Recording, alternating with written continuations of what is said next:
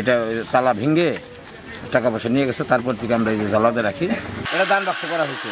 এখানে যে প্রতি বছর যে টাকাটা মানুষ দেন, সেই টাকাটা এই দান বাক্স থেকে খুলে নিয়ে আর আদারওয়াইজ এই আমাদের এখানে এলাকার সবার কাছ থেকে কিছু কিছু টাকা নিয়ে চাউল উঠে যে একটা খরচ করা হয়।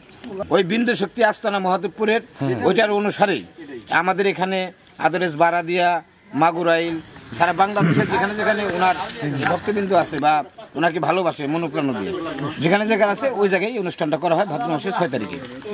এখন যাই উঠছে এটাই, শুধু তাই নয়, এটাই মনে করেন যা পড়ছে এটা ওনার নামের পর পড়ছে। তারপর আমরা এলাকাবাসী সবাই মিলে ইনশাল্লাহ ওই চাউল ডাউল উঠে কিছু টাকা পয়সা যার যার ভালো লাগে দেয়, হাঁস মুরগি, হ্যাঁ, তারপরে খাসি, যার যে মানে মানত আছে সেই মানত অনুসারে দিয়ে দেয়। আমরা সমস্ত কিছুই তবারকে দিয়ে দিই।